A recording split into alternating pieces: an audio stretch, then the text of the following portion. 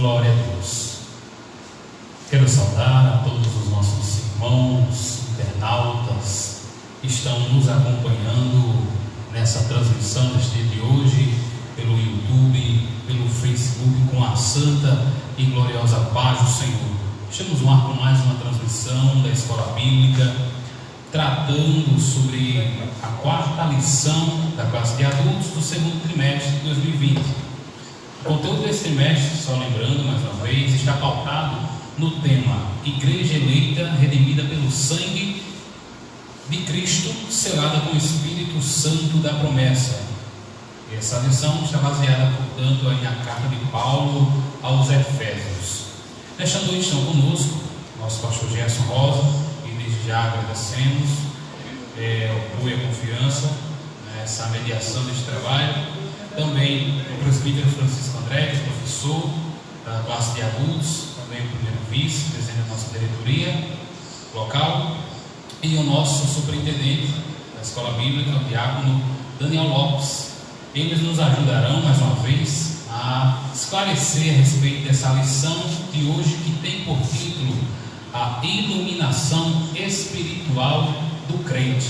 Glória ao nome de Jesus. Queremos também agradecer aqui toda a equipe que está conosco de transmissão e sonoplastia, o nosso querido irmão Sérgio Silva, diácono Francisco Catarina, nosso querido irmão José Lucas que está também aqui nos dando esse suporte.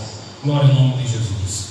Nesse momento eu quero convidar o presbítero Francisco André para nos elevar em oração, dando início a mais essa escola bíblica, essa transmissão do dia de hoje. Graças a Deus. Queridos irmãos, a paz do Senhor a todos. Iniciamos com a oração ao nosso Deus, Pai eterno e poderoso, e damos graças nesta noite por mais uma oportunidade de estarmos reunidos para juntos, meu Senhor, meditarmos e tratarmos, Senhor, glória ao nome do Senhor, de tudo aquilo, Pai, que nós iremos falar nesta noite, por meio da Tua palavra. Venha inspirar cada um dos servos, trazendo assim a iluminação, o conhecimento para aqueles que estão a nos ouvir, Senhor. Em nome de Jesus, pedimos a Tua bênção desde já, na continuação desta aula, para a glória do Teu Filho Jesus. Amém.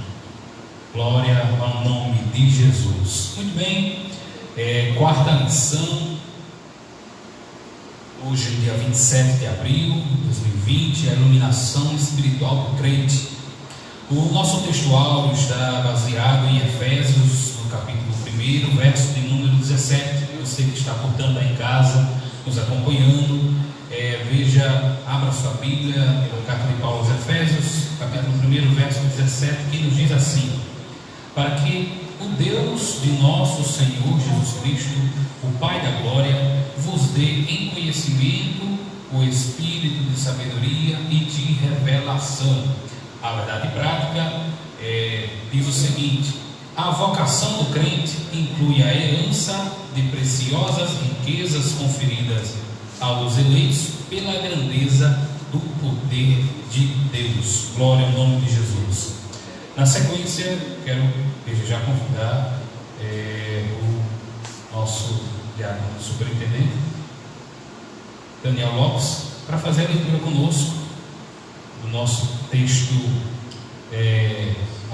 do dia, que está inserido em Efésios, capítulo 1, verso do 15 ao 23. Logo em seguida, Daniel, você já ora, já está me apresentando, agradecendo a leitura e apresentando nossa diretoria do Estado, pastor presidente Martim Alves, pastor Jucão, todos os crentes que nos acompanham nas suas casas.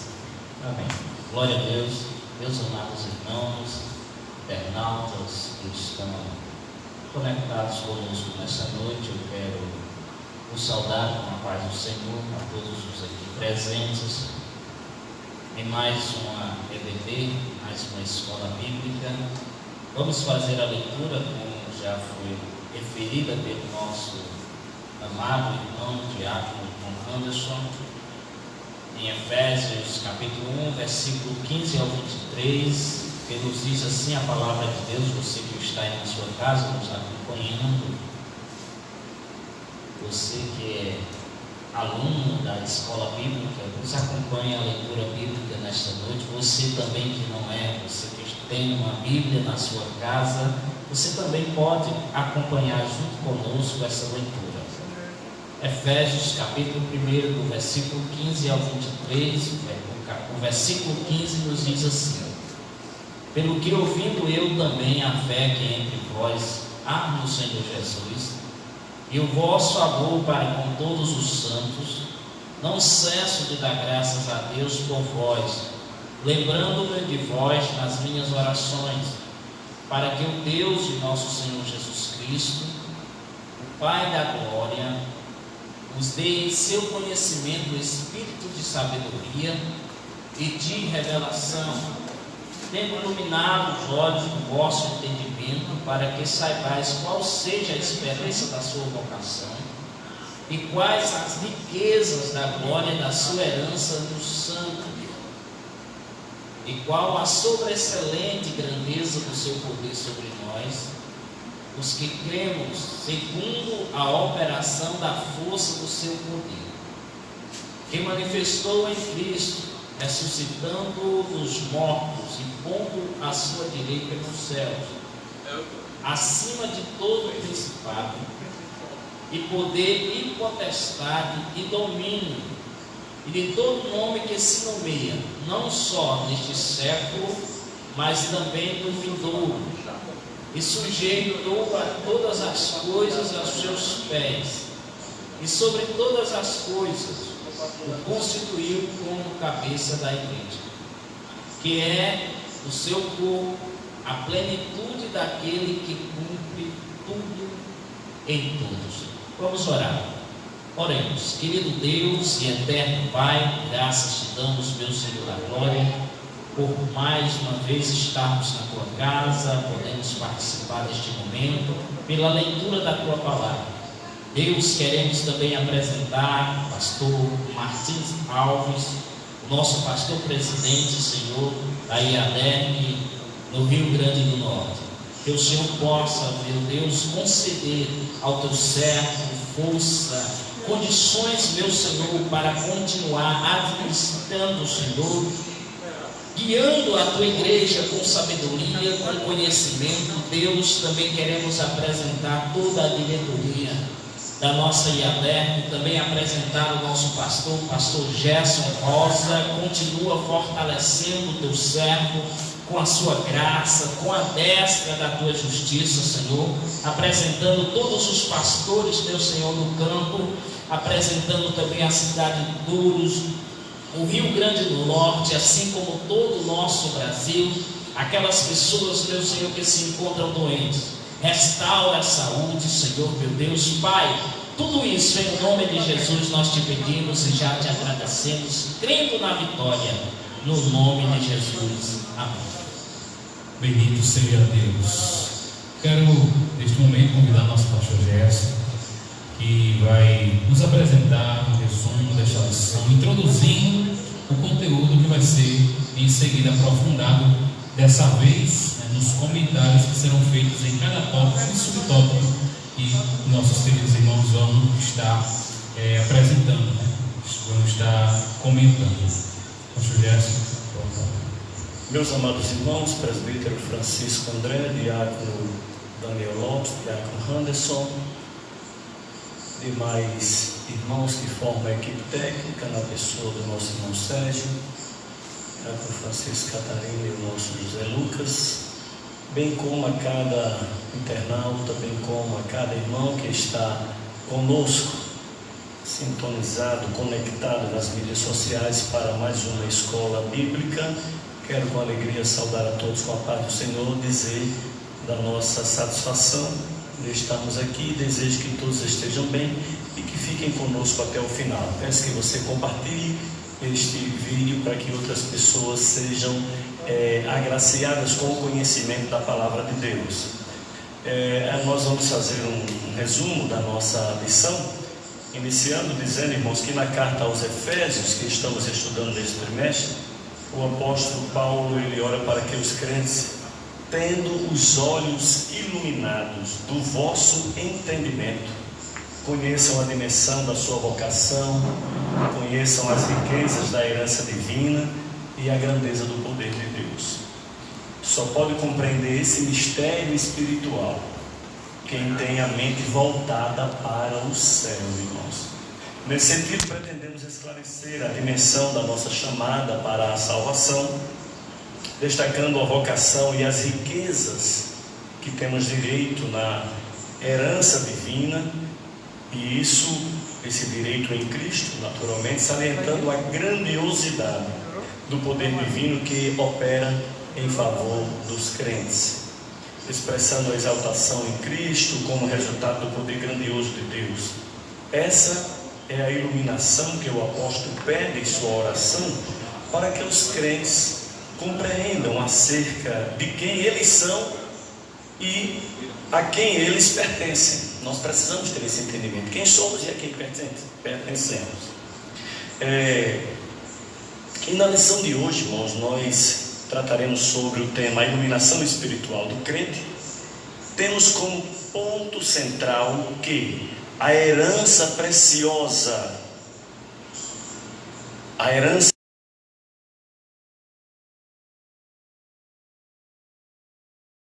conferida aos eleitos, faz parte da vocação do crente. Nesse sentido, o primeiro tópico que estaremos estudando trata acerca da esperança, da vocação e as riquezas da glória, mostrando que os santos devem louvar a Deus pela eleição e por conhecer tamanha esperança do chamado e as riquezas que fazem parte da nossa herança. Essa esperança e esse chamado, irmãos queridos, são consequências da sobreexcelente grandeza e força do poder de Deus. Isso marca o segundo tópico. A lição, ela naturalmente expõe que o poder de Deus é extraordinário e supera tudo e qualquer outro poder. Ele opera no interesse de salvar a humanidade caída, ou seja, Deus, em seu incomensurável amor, atua de uma forma especial para salvar a humanidade, demonstrando o seu amor em que Cristo morreu por nós, sendo nós ainda pecadores. O exemplo prático dessa obra excelente da grandeza do poder de Deus é aplicado no terceiro tópico, com o poder de Deus que ressuscitou a Cristo e o elevou à sua direita.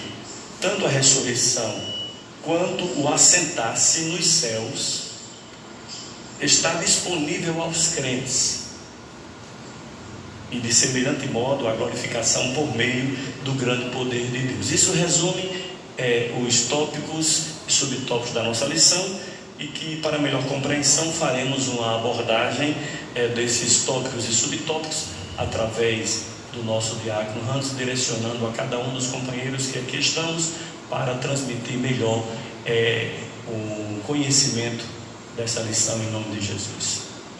Pronto, meu amado. Amém, pastor Gerson. Obrigado. Só para explicar para você que está nos acompanhando aí na sua casa, nas lições anteriores, a primeira, a segunda, a terceira lição desse semestre, nós vimos fazendo perguntas em cima de cada tópico, de cada subtópico, para fazer alusão e esclarecer os pontos chaves dessa lição, dessas lições. Na aula de hoje, nós achamos por bem fazer um comentário em cima da lição, certo? Então, aqui estão nossos professores, estarão fazendo esses comentários em cima de cada tópico, subtópico.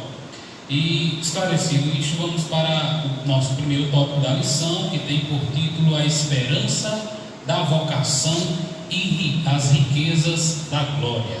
Muito bem, este tópico, ele faz alusão das palavras do apóstolo Paulo, inseridas no capítulo 1, verso 15 ao 18 de Efésios, onde Paulo trata do conhecimento que ele tinha da fé que nossos irmãos possuíam no Senhor Jesus e do amor que eles compartilhavam entre si, entre os irmãos.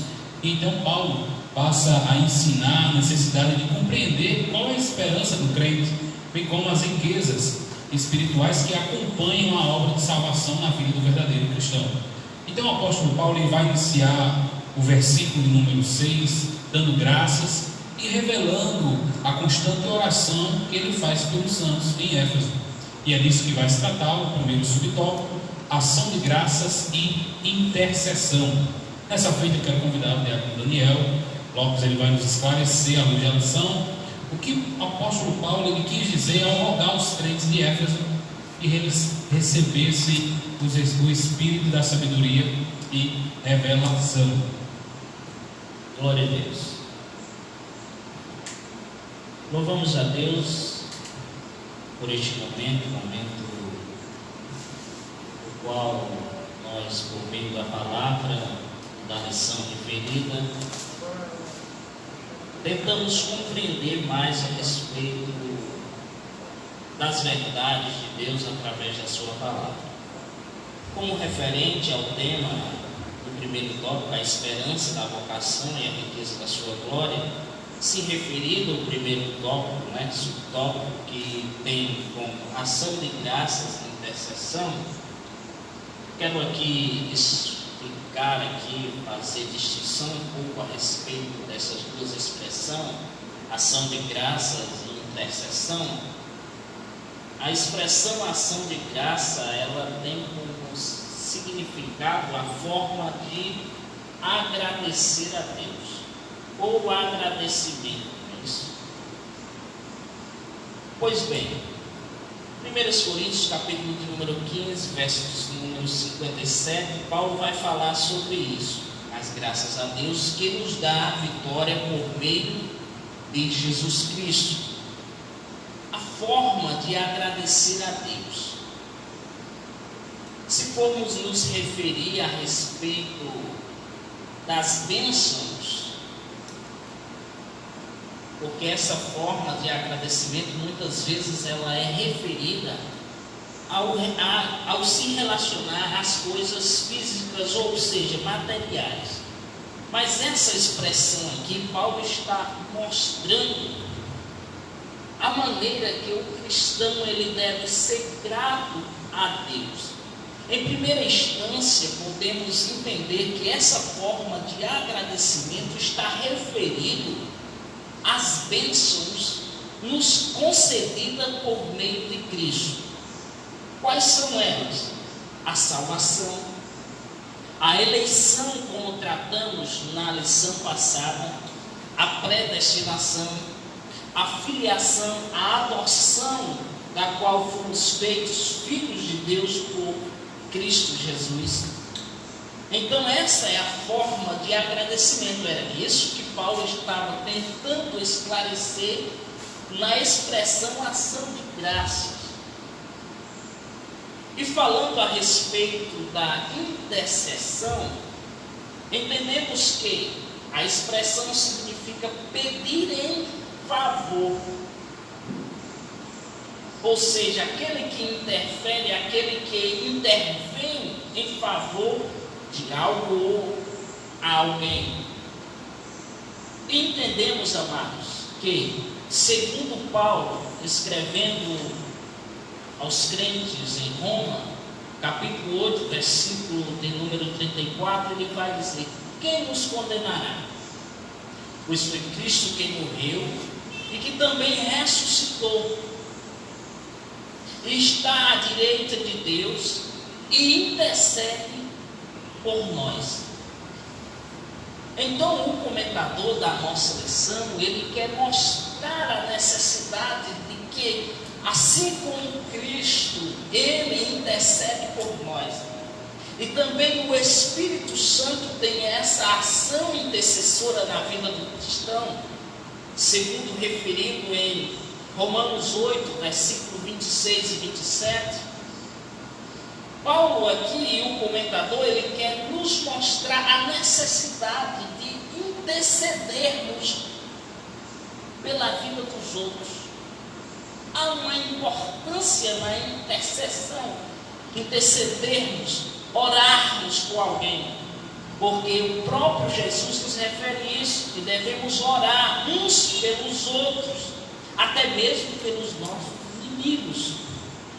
E nós sabemos que a oração ela tem uma eficácia quando ela é feita com fé, quando ela é feita com um objetivo.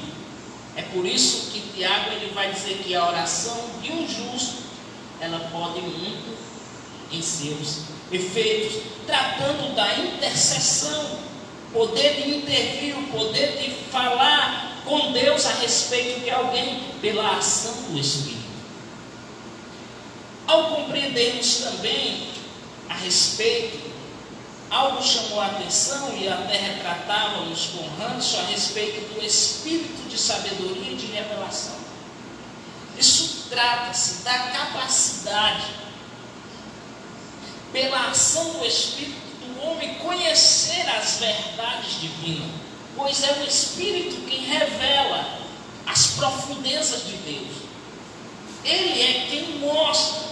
É bom fazermos uma distinção aqui, referente que existe a revelação e existe o revelamento.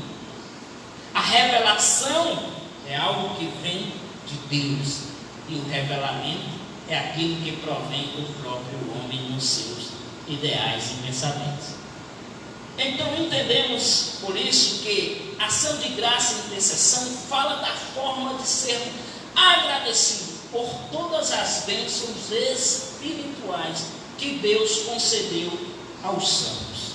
Amém? Glória a Deus. Muito bem. A sequência, para acrescentar alguma coisa?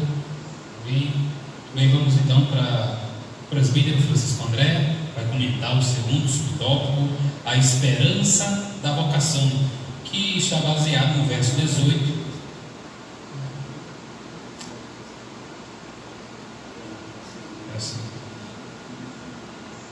A esperança da vocação, que está baseado no verso 18 do capítulo 1 de Efésios.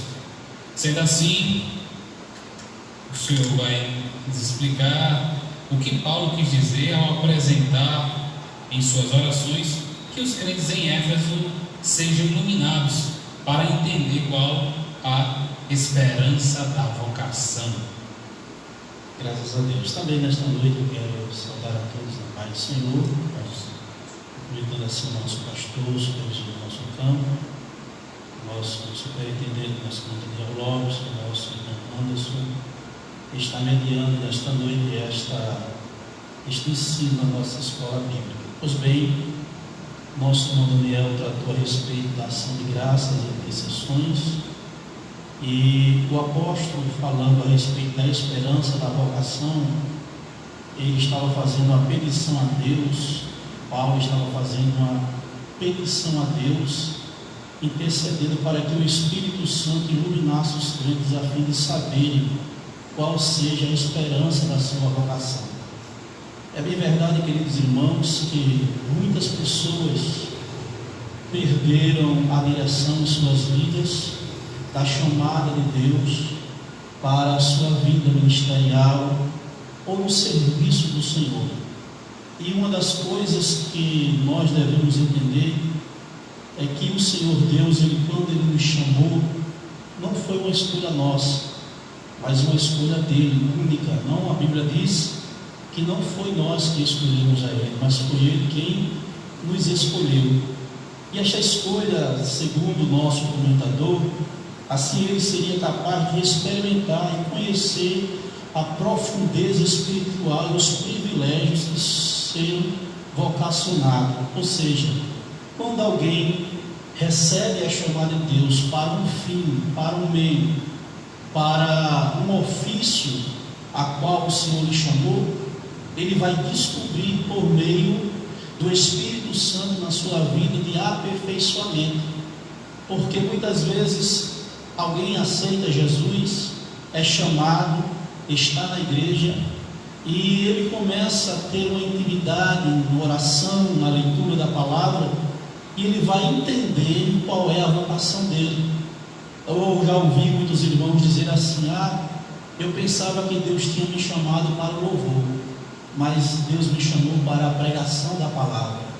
Outros irmãos dizem assim: irmãos, eu não sei pregar, mas é um bom evangelista, uma pessoa que se senta em uma residência com a pessoa, tem um conhecimento de explicar o plano da salvação.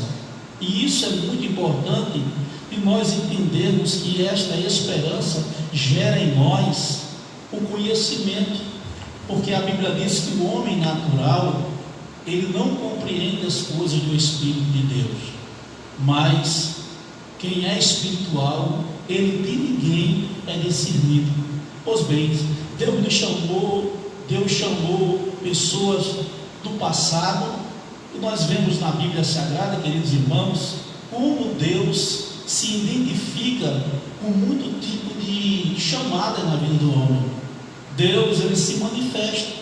É bem verdade que alguém diz assim: olha, muitas vezes o homem é chamado por si mesmo, ou se acha que está sendo chamado, vocacionado para aquilo. Mas quando a chamada é de Deus, ela é uma chamada permanente, ela é sustentada por Deus. Pois bem, Deus nos chamou. Podemos dizer que qual tal esperança deve ser pelo menos 3 aspectos dessa chamada. Deus chamou no passado, ou seja, uma chamada que ele teve iniciativa por meio de eleição em Cristo, do qual fazemos parte. Ele também chamada abrange serviço e santificação no presente. Isso acha-se irrepreensível, teve comunhão e andar como digno dessa chamada. Nesse tópico nós entendemos, queridos irmãos, que é muito importante nós entendermos e conhecermos que essa chamada, ela deve ser sustentada com a esperança da vocação que Deus nos presenteou ao chamar. Eu quero também agradecer e entender que o comentador ele fala assim também, que compreender a vida eterna e a esperança de conhecer a Deus face a face, porque isso nos leva ao futuro em participação desta gloriosa chamada da esperança da nossa vocação. Pois bem, quero agradecer a oportunidade. Os irmãos quiserem fazer alguma cresce, pode à vontade. Quero só fazer uma observação, a qual o próprio comentador trata a respeito dos aspectos, mostrando que o chamado, essa vocação, ela está condicionada. Existem algumas condições para que o homem ele exerça esse chamado, essa vocação, né? Porque aqui ele vai dizer que essa chamada abrange serviço e santificação.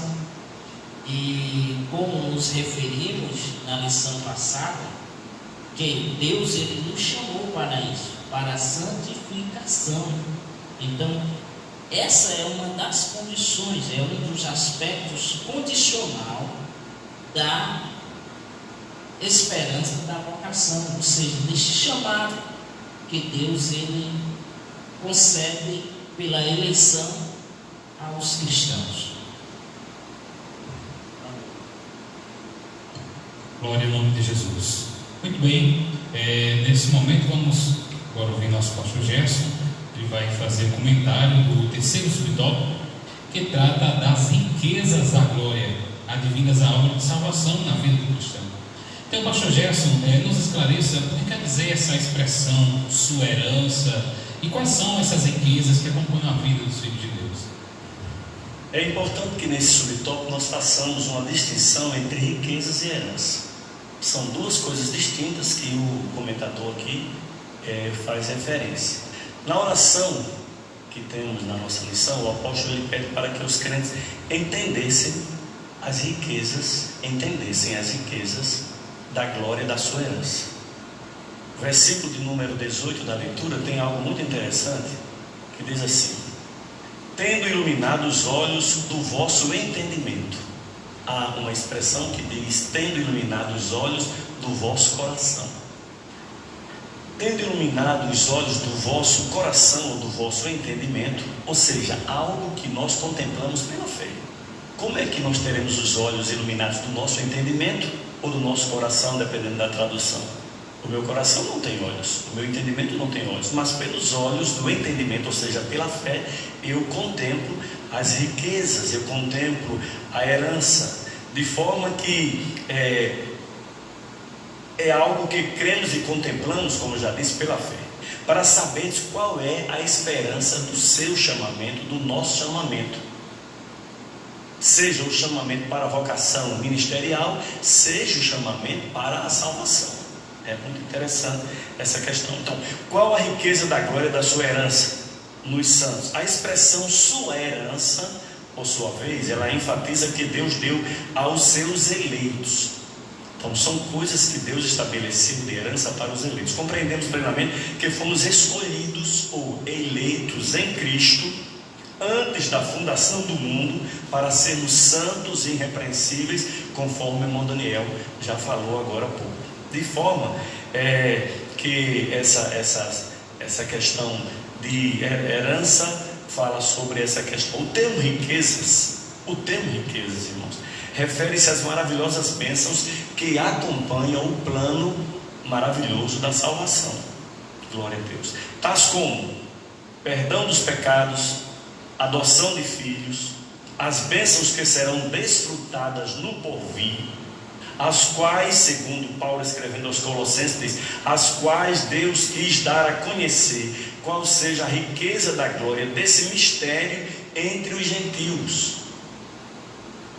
Isto é, Cristo em vós, a esperança da glória. Como, por exemplo, a necessidade de entendermos a importância de o adorarmos, de vermos face a face, conforme nós entendemos pela leitura em Apocalipse capítulo 22, 3 e 4, que diz: nunca mais haverá qualquer maldição, nela estará o trono de Deus e do Cordeiro, os seus servos o servirão, contemplarão a sua face e na sua fronte está o nome dele. Ou seja, entendendo que nós seremos como ele é, porque assim como ele é, nós o veremos. Glória a Deus. Então os fiéis estarão reunidos nas bodas do Cordeiro. Tudo isso são coisas que estão relacionadas, quer a herança, mas também quer as riquezas. Portanto, irmãos, nos alegremos, exultemos, demos glória, porque são chegadas naturalmente os momentos em que estamos somente esperando o toque da trombeta. Inclusive nós vamos falar alguma coisa daqui a pouco sobre a escatologia, porque de alguma forma a lição trata sobre isso. Essa questão de riquezas e herança, nós temos algumas coisas na vida presente, mas muito mais no que há de vir. Então, por isso mesmo ele escreve: bem-aventurado aqueles que são chamados à ceia das bodas do Cordeiro, e diz: são estas verdadeiras palavras de Deus. Então os salvos tomarão posse da sua herança, que foi preparada antes da fundação do mundo. Então é uma expressão realmente muito interessante, é muito complexo, mas entender riquezas e herança, as riquezas da glória da sua herança, são questões distintas, mas que envolvem acima de tudo aquilo que nós desfrutamos desde já como eleitos, mas que desfrutaremos também como aqueles que foram predestinados para a salvação, e em Cristo haveremos de contemplar a sua herança. Amém, glória a Deus. Obrigado por Gerson, pelo esclarecimento. Vamos então agora para o nosso segundo tópico, que tem por título a sobreexcelente grandeza e força do poder divino. Bem, o comentarista da lição traz nesse tópico uma análise detalhada do verso 19 do capítulo 1 de Efésios, destacando a expressão, ou as expressões que dão o título deste tópico, sobreexcelente grandiosidade da força do poder de Deus. Bem, quanto a isso, o diácono Daniel Lopes iniciará o seu comentário baseado nesse primeiro subtópico, a sobreexcelente grandeza do seu poder. Então, como podemos entender essa expressão usada pelo apóstolo Paulo? Se fôssemos detalhar de forma bem explícita, bem com profundidade, iríamos tratar de maneira mais explicando de forma sucinta. Eu quero falar a respeito. Quando tratamos da expressão sobre, nós falamos sobre aquilo que está acima. Quando tratamos de excelente, de termos que derivam desta palavra como excelência, falamos de qualidade, daquilo que é muito bom, aquilo que é excelente e também é superior aos outros. Podemos ver isso tratado pelo apóstolo Paulo na segunda carta aos Coríntios, capítulo de número 4, versículo de número 7, onde ele vai dizer que a excelência do poder está guardada em vasos de barro, para que a glória seja de Deus. Outra expressão tratando a respeito. Então podemos ver aqui, amados, que o nosso comentador ele vai fazer alusão, explicando os termos da expressão. Ele vai dizer que excelente, sobre excelente, é traduzida do grego hyperbalo, que na forma adjetiva significa extraordinário. Já a expressão seguinte, megetos, grandeza, objetiva enaltecer a magnitude do poder de Deus que tudo sobrepuja. O termo dunamis aqui traduzido por poder indica feitos miraculosos que requerem a força fora de medida. Se lermos o Salmo de número 62, o verso de número 1, vamos entender isso à luz da Bíblia, que o salmista ele vai dizer: uma vez falou Deus e duas vezes ouvi isto, que o poder pertence a Deus. Quando tratamos da sobreexcelência do poder, da grandeza do seu poder, estamos tratando referente a Deus, acerca de um atributo do qual ele pertence, que é a onipotência, o poder de fazer todas as coisas. E falando a respeito dessa força fora de medida, nós podemos retratar a respeito daquilo que está escrito em Êxodo, capítulo de número 14, verso de número 18 e 21, quando os israelitas estão frente ao mar, esperando a providência de Deus, e Deus diz: por que clamas a mim, Moisés? Diga ao povo que marcha. E no versículo número 18, Deus ele mostra que seria glorificado em Faraó. E no versículo de número 21, ele com o seu poder miraculoso e extraordinário e uma força fora de medida faz com que o mar se abra, de maneira que o povo passa a pés enxutos. E se tratando ainda sobre essa excelência, podemos ver algo ainda maior, que é a respeito da salvação, que é algo simplesmente que foge à mente humana, porque a própria Bíblia diz: aquilo que é impossível ao homem é possível para Deus. Ou seja, a salvação ela é impossível, pastor, ao homem. O homem não pode, a própria Bíblia esclarece isso, comprar ou pagar o resgate da alma do homem. Mas Deus, pelo seu grande amor, mostra essa sobreexcelência do seu poder, da sua grandeza, ao salvar o homem, coisa que a sociedade não pode fazer, coisa que nenhum sistema social, político do nosso país pode fazer em relação à alma do homem. Mas a grandeza do poder de Deus, a sobreexcelência, esse algo muito bom que Deus nos ofereceu, a salvação é simplesmente algo extraordinário, que o homem não consegue compreender. A razão humana não é suficiente para poder compreender esse aspecto. É tanto que eu posso até citar uma certa vez, conversando com um professor de matemática, ele chegou assim para mim e disse: se pudesse Deus ser mensurado, ele seria o infinito. Então, ele trouxe esse aspecto justamente para você ver. E ele é Mateus, mas ele compreendendo, tentando expressar a natureza de Deus no seu grau mais elevado, Deus seria o infinito. E eu achei muito interessante aquela expressão, porque não é possível mensurar, né, a magnitude do seu poder.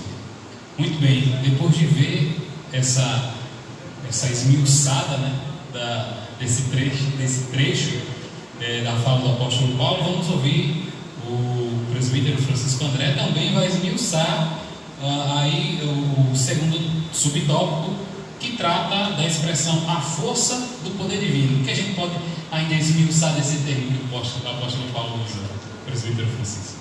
Amém.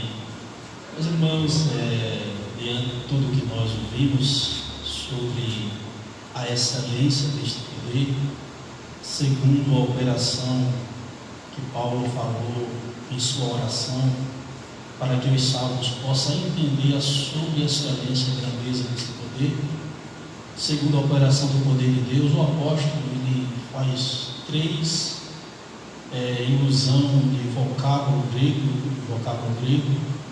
para explicar a respeito deste poder. Pois bem, o primeiro vocábulo que ele usa é energia, que também significa a eficácia e a ideia de um poder em atividade. Pois bem, quando o nosso irmão Daniel tratou de alguns pontos importantes do Antigo Testamento, como a travessia do Mar Vermelho, nós vemos que a operação da eficácia do poder de Deus naquele momento foi pleno, né? Naquele momento que o povo estava precisando. Imagine o desespero: o mar na frente, as montanhas de lado, Faraó vindo atrás e o povo ali pedindo, dizendo que ele tinha levado eles para ali, para o matar, para ser destruído. Imagina a pressão. Arão não aguentou essa pressão. A Bíblia diz que Moisés subiu ao monte e ele ficou com o povo e não aguentou a pressão do povo e fez o povo sair do caminho. Quer dizer, a operação desse poder, ele tem uma eficácia plena quando realmente nós estamos crendo que estamos em uma intimidade com Deus e Ele opera em nós, tanto o seu querer como também o seu efetuar. A segunda palavra sobre este poder que Paulo, falando a respeito da força desse poder, ele fala uma palavra grega aqui, kratos, e a força excedida com uma intensidade pode ser o poder de Deus na ação do Espírito Santo na vida do homem. Nós vemos no Antigo Testamento que homens, pela ação do Espírito de Deus, com o poder de Deus, na ação do Espírito Santo nas suas vidas, fizeram coisas extraordinárias. Nós que andamos aqui no interior, vemos, quando eu vou de noite e vejo uma raposa, eu me lembro de Sansão. Imagina um homem no seu normal correr e pegar 300 raposas, amarrar os seus rabos, né? Um homem pegar um portão de mais de 1 tonelada, um homem com uma queixada de um jumento, se lutar a ponto de matar 1000 homens. Quer dizer, uma força que não é humana, ela é sobre-humana, né? E entendemos que Deus, Ele opera na vida de alguém, porque quando Deus ele quer agir na sua plenitude, sem precisar de operar na vida de alguém, Ele pode mandar. A Bíblia diz que Ele castigou o Egito com as pragas. A Bíblia mostra que Ele, nas batalhas que houve no período do Antigo Testamento, Ele interveio mandando um anjo. Ele tem um poder absoluto, né? Glória ao nome do Senhor. E o segundo e o terceiro é o poder, é uma palavra que usa-se, que o comentador coloca aqui, é iscos, poder grande e força inerente de Deus. Paulo fala de 3 exemplos desse poder que somente em Deus nós vemos na palavra. Pois bem, primeiro, o comentador aqui trata da ressurreição de Jesus Cristo. A Bíblia mostra que foi Deus que ressuscitou a Jesus Cristo, né? O apóstolo Paulo, ele trata isso em Colossenses capítulo 2, verso de número 15, e no capítulo de número 15 de primeira carta aos Coríntios, Paulo tratando a respeito da ressurreição. Eu acho muito lindo essa expressão, porque nos leva a entender como é, irmãos, grandioso o poder que Deus operou por meio da ressurreição. Diz assim o apóstolo Paulo, no capítulo 15, verso de número 3 da primeira carta aos Coríntios: porque primeiramente vos entreguei o que também recebi, que Cristo morreu por nossos pecados segundo as Escrituras, e que foi sepultado, e que ressuscitou ao terceiro dia segundo as Escrituras, e foi visto por Cefas e depois pelos 12, depois foi visto uma vez por mais de 500 irmãos, dos quais vive ainda a maior parte, e alguns já dormem também. Depois foi visto por Tiago, depois de todos os apóstolos, e por derradeiro de todos me apareceu também a mim. Uma prova plena que realmente Deus ressuscitou o Senhor Jesus, e o seu período de 40 dias, a sua ascensão, ele passou e se tornou difícil, veio revelar a essas pessoas, né? Aos irmãos, aos apóstolos, a esses 500 irmãos, e por derradeiro, depois da sua ascensão, ele se revela ao apóstolo Paulo no caminho. Pois bem, nós entendemos que a sua ascensão à direita de Deus dos céus mostra também o poder e a autoridade que Deus o constituiu em Cristo, dando a ele autoridade. Essa autoridade, após a sua ressurreição, ele eleva-se ao céu em sua ascensão e se coloca, a Bíblia diz que ele se põe à direita de Deus. E por último, nós, com esses 3 exemplos de força do poder de Deus, nós vemos a sua elevação acima de todos os domínios. Pois bem, o apóstolo, ele falando na leitura que nós estamos aqui estudando, diz a Bíblia Sagrada que do verso de número 21, que ele foi colocado acima de todo principado, poder, potestade, domínio e de todo nome que se nomeia, não só neste século, mas também dos vindouros. Pois bem, houve quantos grandes homens já existiram na terra, nomes famosos, mas ficaram no passado. Mas esse nome, ele é excelente. Esse nome, ele é excelente tanto naquele presente século que Paulo estava tratando, com a eficácia do seu poder, como também nos dias eternos que nós estamos vivendo. É um nome, disse o apóstolo Paulo escrevendo a carta, que é um nome que foi excelentíssimo, colocando ele acima de todo nome. Pois bem, essa é a minha posição a respeito da força do poder divino, a qual nós tratamos agora, em nome de Jesus. Glória a Deus. Muito bem, vamos então seguir para o terceiro tópico. Esse segundo subtópico ele só tem 2. Esse segundo tópico só tem 2 subtópicos. Então vamos agora para o último tópico, que tem por título Cristo, nosso exemplo de exaltação. O apóstolo Paulo trata os 3 aspectos da exaltação de Cristo, que certifica a grandiosidade do poder de Deus, que é acessível para os crentes. Glória ao nome de Jesus. Dessa vez iniciamos o nosso pastor Gerson, que comentará sobre o primeiro subtópico, Cristo, a primícia dos que dormem. E agora, pastor Gerson, Cristo é a primícia dos que dormem? Como assim primícia? Para que nossos internautas consigam entender. Muito bem. Meus irmãos, nós estamos tratando sobre esse primeiro subtópico, como o nosso irmão Anderson enfatizou, Cristo, as primícias dos que dormem. Paulo enfatiza, meus irmãos, que o poder de Deus se manifestou em Cristo, ressuscitando dos mortos, como já fez referência o presbítero Francisco André, no que se refere aos exemplos irrefutáveis do poder de Deus no tópico anterior. E, de fato, o Novo Testamento descreve a ressurreição de Cristo como obra do poder de Deus Pai. No livro de Atos, capítulo 2, versículo 24, nós encontramos o texto que diz: Deus ressuscitou, rompendo os grilhões da morte, porquanto não era possível que ele fosse retido por ela, ou seja, pela morte. O capítulo 3, versículo 26 diz: tendo Deus ressuscitado o seu servo, nesse caso Jesus, enviou primeiramente a vós outros para vos abençoar.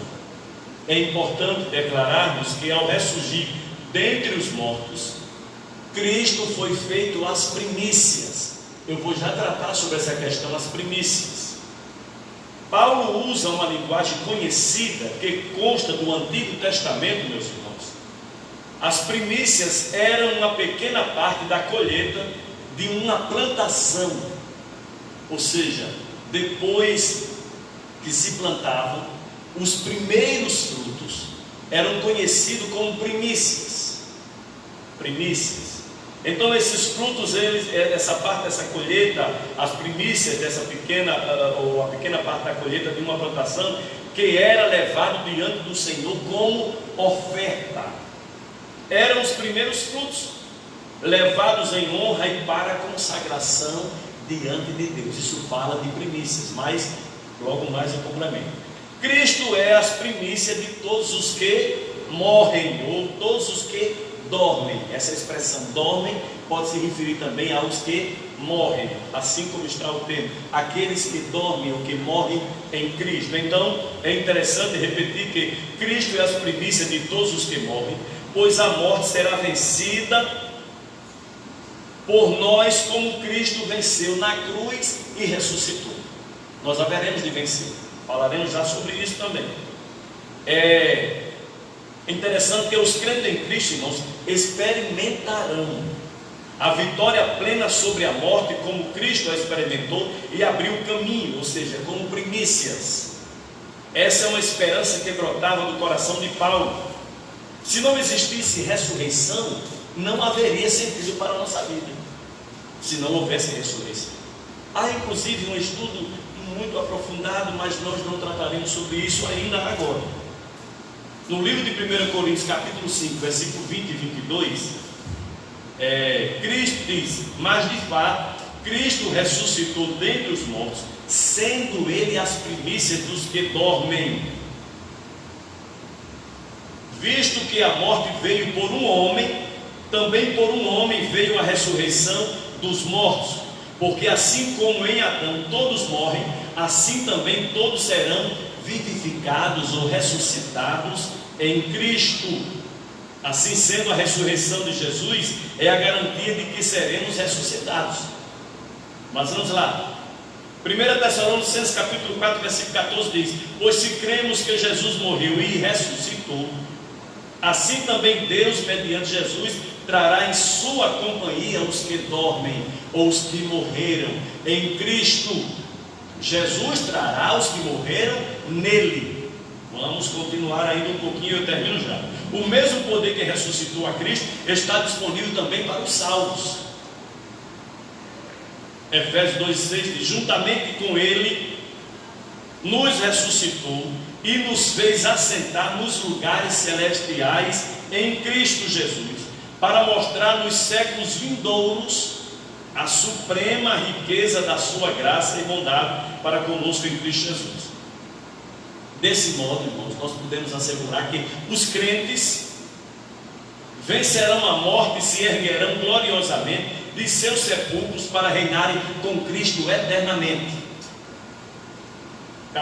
João capítulo 5, versículo 28 e 29 diz: não vos maravilheis disto, porque vem a hora em que todos os que se acham nos túmulos ouvirão a sua voz, e sairão os que tiveram feito bem para ouvirem a sua voz, e sairão os que tiverem feito bem, repito, para a ressurreição da vida, que é a primeira ressurreição, da qual Cristo é as primícias, e os que tiverem praticado o mal, para a segunda ressurreição, que será a ressurreição do juízo.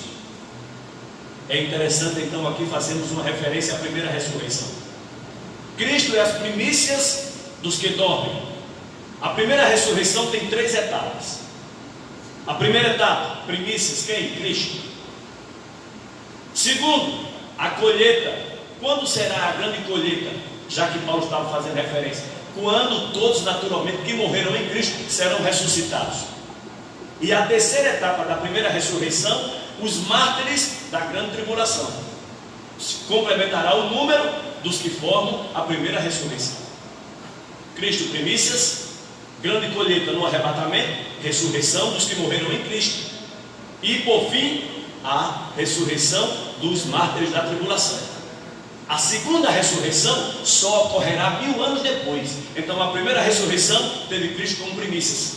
A primeira ressurreição, Cristo como primícias. A grande colheita, quando vier do arrebatamento, e os que morreram em Cristo ressuscitarão primeiro. E nós falamos sobre isso quando estávamos conversando com os companheiros aqui. Isso tudo será num abrir e fechar de olhos, algo extraordinário que nós não conseguimos mensurar. Mas a Bíblia diz que nós não precederemos os que dormem, ou seja, eles ressuscitarão primeiro, e nós, os que estivermos vivos, seremos transformados. Aí está escrito o texto de Coríntios, que diz exatamente assim, para concluir, diz assim: no momento, no abrir e fechar de olhos ante a última trombeta, porque a trombeta soará, os mortos ressuscitarão incorruptíveis. Esses mortos que ressuscitarão aqui incorruptíveis fazem parte aqui da primeira ressurreição. Repito, onde Cristo é a primícia, aqui a grande colheita, e no final da grande tribulação os mártires. Aí concluindo a leitura, ressuscitarão incorruptíveis e nós seremos transformados, porque convém que isto que é corruptível se revista da incorruptibilidade, e isto que é mortal se revista da imortalidade. E quando isto que é corruptível se revestir da incorruptibilidade, e isto que é mortal se revestir da imortalidade, então cumprir-se-á a palavra que está escrita: tragada foi a morte na vitória. Cristo, primícias dos que dormem. Deus nos abençoe, porque se for comentar, é como o Daniel disse, a gente passa a noite toda. Glória a Deus. Agora vamos para o nosso segundo subtópico: Cristo elevado à direita de Deus. Diácono Daniel, por favor. Se Cristo é nosso exemplo de exaltação, nos explique essa história que nós sermos exaltados baseado na ascensão de Jesus à direita de Deus Pai, como relata o apóstolo Paulo aos Efésios, no capítulo 2, verso 6. Por favor. Glória a Deus. Só tratando aqui do nosso pastor, ele acabou de nos comentar de forma objetiva, clara e concisa. O apóstolo Paulo, escrevendo a primeira carta aos Coríntios, capítulo número 15, verso 13 e 14, ele vai dizer: se não há ressurreição de mortos, então Cristo não ressuscitou. E se Cristo não ressuscitou, é vã a nossa pregação e vã a vossa fé. Aí, João capítulo 5, verso de número 26 vai dizer: porque assim como o Pai tem a vida em si mesmo, também concedeu ao Filho ter vida em si mesmo. Por isso que ele é a primícia dos que dormem, porque ele tem esse poder de dar vida. Bendito seja o nome do Senhor. Eu achei muito esclarecedor o que o nosso pastor nos trouxe. Mas tratando agora do ponto de vista do segundo subtópico, Cristo elevado à direita de Deus, se lermos o capítulo 6 de João, versículo de número 38, Jesus ele vai dizer: porque eu desci do céu, não para fazer a minha própria vontade, mas a vontade daquele que me enviou. Então, isso trata esse subtópico claramente, justamente do objetivo daquilo que Cristo, através da sua vida, veio fazer e representar perante os homens. Ele veio executar a vontade de Deus, ou seja, aquilo que estava referido em Gênesis 13:15, da semente da mulher. Isso levou a ele ser elevado à direita de Deus. É por isso que Paulo vai dizer no capítulo 8 de Romanos, verso de número 34, ele vai dizer: quem nos condenará? Pois foi Cristo quem morreu e que também ressuscitou e está à direita de Deus. Ou seja, ao cumprir o que Deus havia designado em relação à sua vida, ao sacrifício vicário da sua própria vida, lhe concedeu que Deus, como o próprio Paulo em Filipenses ele vai tratar, lhe deu um nome, colocou ele acima de todos os nomes. Em Atos 5:31 vai dizer que Deus, com a sua destra, o elevou a príncipe e salvador. Aleluia! Isso mostra, meus amados, que diante do que Cristo, por meio da sua vida, veio fazer em relação à humanidade, Deus assim o considerou excelente por isso, e lhe colocou de maneira, aleluia, que assim através dele nós pudéssemos desfrutar de todas as bênçãos conferidas por Deus. Aleluia! Bendito seja o nome do Senhor. E isso mostra que nós, que éramos escravos, por meio de Cristo nos tornamos filhos. E o comentador vai dizer que isso endosa a nossa participação na vida celestial, conforme a indicação, a expressão, nos fez assentar nos lugares celestiais por meio de Cristo. Bendito seja o nome do Senhor. É por isso que ele foi elevado à direita, porque Deus lhe deu lhe conferiu essa autoridade e poder. E o próprio Jesus, no capítulo 1 de Apocalipse, verso número 18, ele vai dizer: eu sou aquele que foi morto, mas e agora vivo, e tenho nas mãos a chave da morte e do inferno. Bendito seja o nome do Senhor. O mesmo ele se referiu em João 10, quando ele disse: eu tenho o poder de dar a minha vida e tornar a tomá-la, porque Deus lhe conferiu essa autoridade e o exaltou. Bendito seja o nome de Jesus para todo sempre. Então é isso que eu entendo, a referência, a forma elevada que Deus colocou Cristo à sua direita. Bendito seja o nome do Senhor. Muito bem. Por fim, o terceiro subtópico: Cristo exaltado sobremaneira. O presbítero Francisco André nos apresentará o comentário dessa sessão. Amém. Graças a Deus. Queridos irmãos, diante do nosso comentário que o nosso diácono, nosso Daniel fez, assim tanto a ressurreição como a ascensão de Jesus, que foi elevada por Deus a maior exaltação, Cristo ele foi exaltado sobremaneira. Paulo ele ensina que o poder de Deus exaltou a Cristo acima de todo principado, poder, acima de todo principado e poder e potestade, domínio de todo nome que se nomeia. Nós entendemos que Jesus, quando ele ressuscitou, ele falou para os seus discípulos dizendo: é-me dado todo o poder. E nós vemos que quando ele chega ao lugar determinado, à direita de Deus, e ele recebe o seu devido lugar, a qual a Bíblia diz que quando ele veio à terra, ele se despojou e voltou novamente para lá. A Bíblia Sagrada diz que a ele foi dado poder, um nome sobre todo nome, e um poder sobre todo principado e potestade e domínio.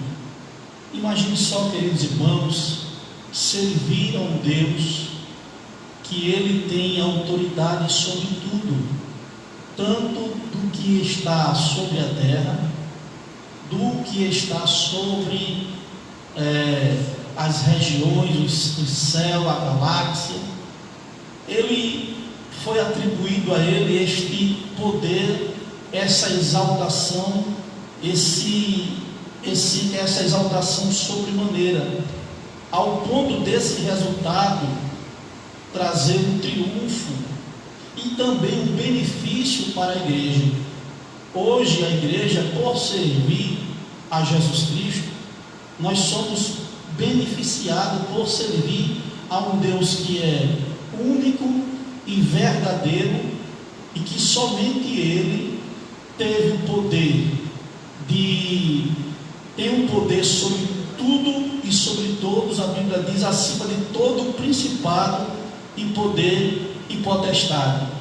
Isso significa que nenhum poder pode revelar, pode se levantar contra a igreja, porque Jesus Cristo, ele foi colocado como primeiro. Deus designou a igreja para ser a expressão plena de Jesus, em Jesus. E Deus também designou a igreja para ser a expressão plena de Cristo aqui na terra.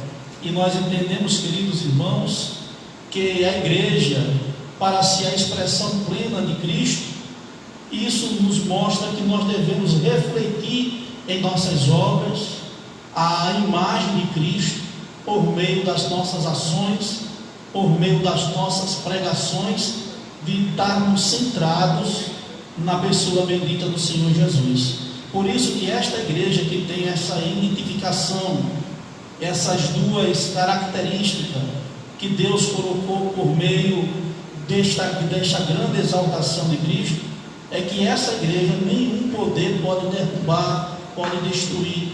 Quando Jesus falou no capítulo 16, verso 18 de Mateus, ele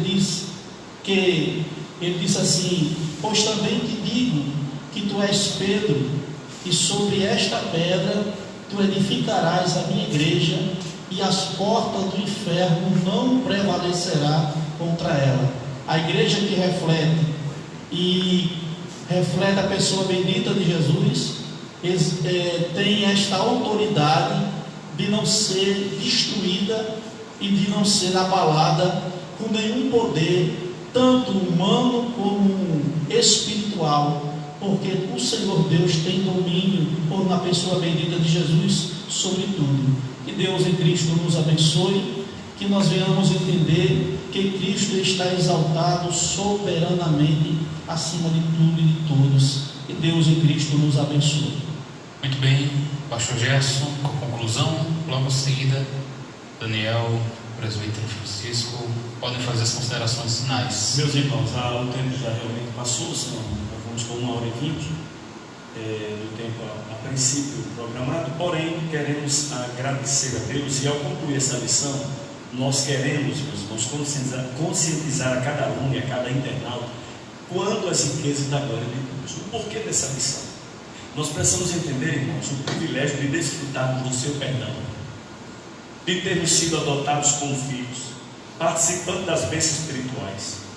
Eu quero, portanto, dizer como Paulo, rogar, pedir a cada um dos irmãos, conclamar, irmãos e irmãs, para que as nossas mentes sejam elevadas aos céus.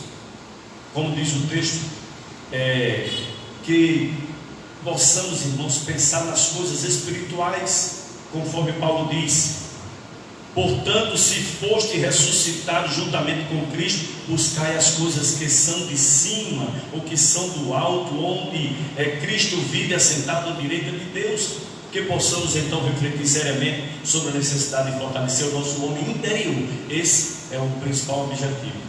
Pelo poder do Espírito, do qual o apóstolo ora em sua epístola, dizendo: oro para que com as suas gloriosas riquezas eles os fortaleça no íntimo do seu ser com poder por meio do Espírito, para que Cristo habite em vossos corações mediante a fé.